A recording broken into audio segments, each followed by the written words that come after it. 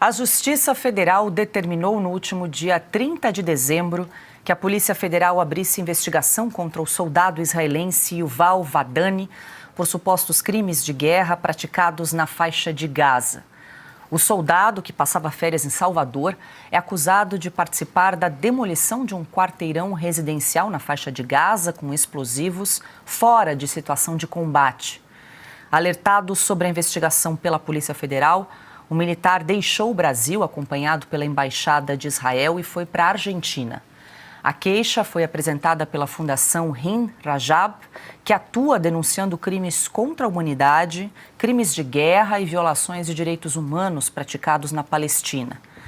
Essa entidade é baseada na Bélgica e presidida por Diab Jaja, que já pertenceu ao grupo terrorista Hezbollah.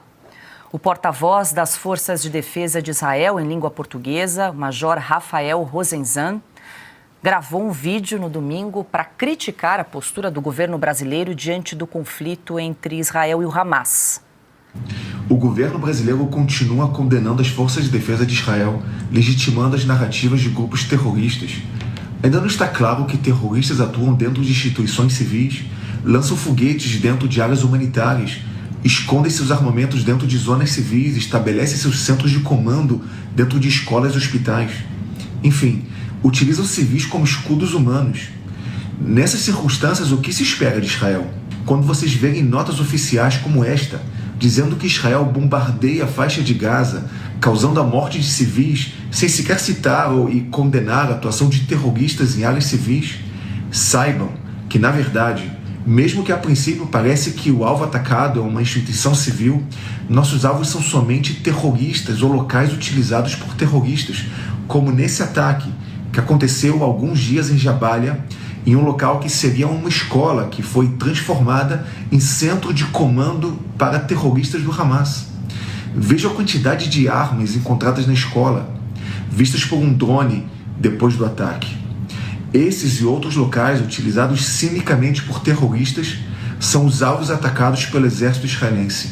Não escolas, não crianças, não mulheres. Terroristas.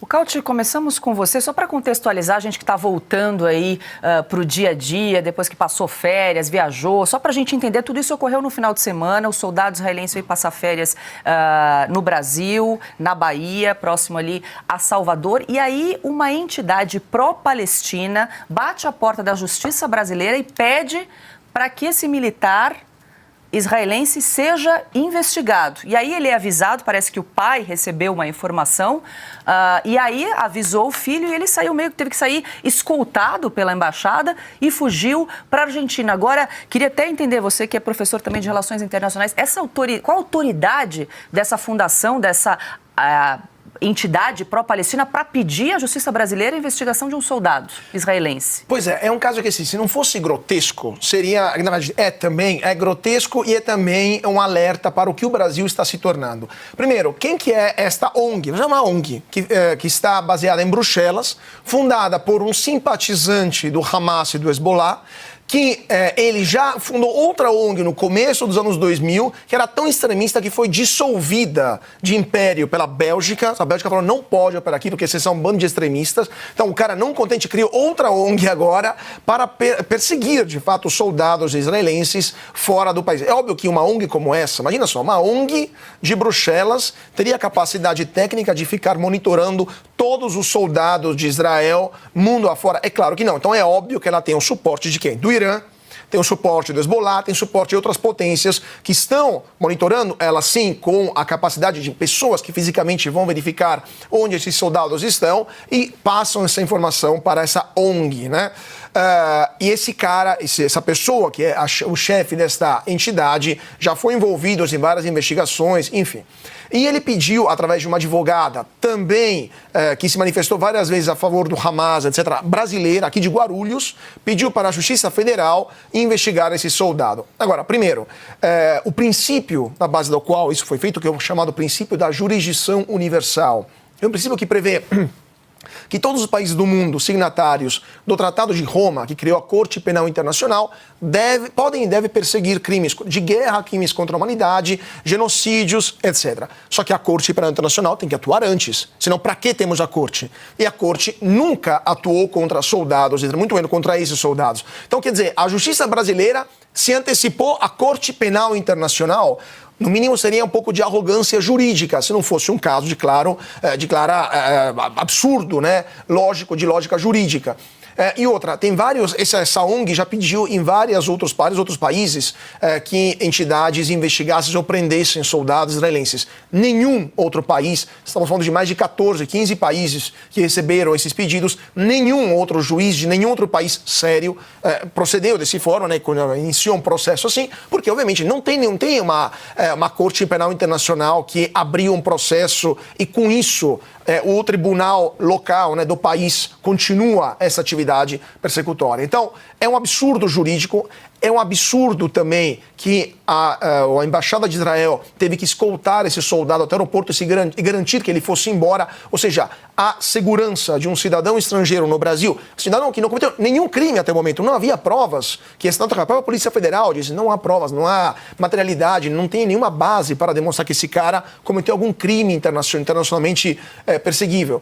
Então, assim, não faz sentido nenhum aquilo que essa juíza... E vou corrigir também o Major. Não foi, infelizmente, o governo brasileiro, foi a justiça, o que é mais grave ainda e é mais tenebroso ainda. Porque aí, só para terminar, Paula, a pergunta que fica é o que vai acontecer com as dezenas de brasileiros, judeus, que foram lutar contra um grupo terrorista na faixa de Gaza e que vão voltar um dia para visitar os parentes aqui no Brasil, né? Pessoas que têm dupla cidadania, israelense e brasileira, estão lutando contra Hamas, voltarão ao Brasil ver a família, eles também serão possivelmente investigados ou presos aqui no Brasil, na base do quê? De um pedido feito por uma ONG ligada ao terrorismo internacional, acatado por uma juíza brasileira que decidiu inovar no direito, mas, na verdade, está aplicando um absurdo jurídico? Essa é a grande pergunta. O Brasil está se tornando um país perigoso não só para os israelenses, mas até para os judeus brasileiros que têm algum tipo de ligação com o Estado de Israel. E é por isso que estamos se tornando um Estado pária. O Cauty, me corrija se eu estiver errado, essa ONG já fez pedidos semelhantes a outros países, mas eles negaram. O Brasil seria o primeiro país a aceitar essa investigação. O ineditismo, o absurdo brasileiro, né? No Brasil, assim, eles pensam no absurdo, tem no Brasil. Temos isso também.